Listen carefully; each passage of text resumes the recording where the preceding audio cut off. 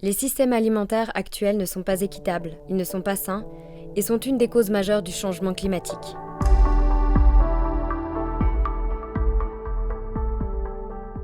La pandémie actuelle du Covid a encore davantage mis ces failles en lumière.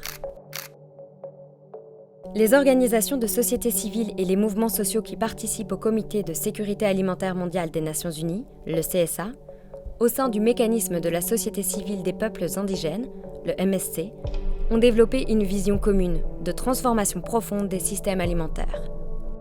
Mais à quoi ressemblent les vraies solutions? Et pourquoi font-elles si peur aux sociétés privées et aux gouvernements? Tout d'abord, ce sont les personnes qui doivent être mises au centre des recommandations du CSA, et en particulier celles qui sont le plus affectées par la malnutrition. Cela implique qu'il faut s'assurer d'avoir l'intérêt public et une gouvernance basée sur les droits humains, menée par des gouvernements indépendants des sociétés privées, qui est capable de mettre en place des mécanismes de surveillance et de responsabilité. Une bonne nutrition nécessite la protection et la régénération de la nature, ainsi que le contrôle sur nos territoires. Cela va de pair avec la garantie pour les peuples indigènes et les petits producteurs alimentaires d'avoir droit à l'accès aux ressources naturelles.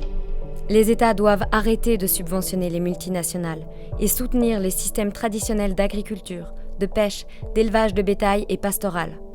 À cette fin, nous devons mener une transition vers l'agroécologie et vers la protection et la promotion de marchés territoriaux.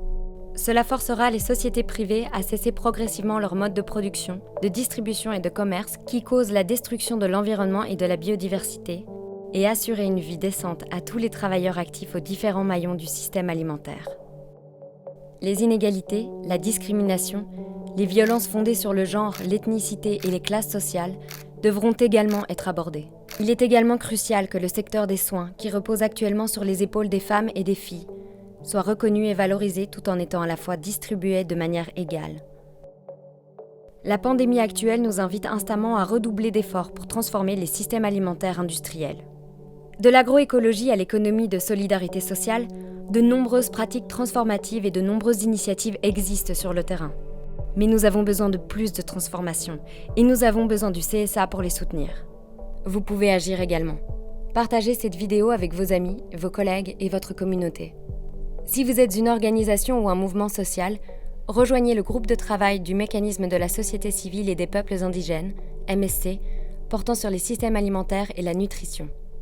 Encouragez votre gouvernement à s'engager dans le processus du CSA portant sur les systèmes alimentaires et la nutrition en phase avec la vision du MSC.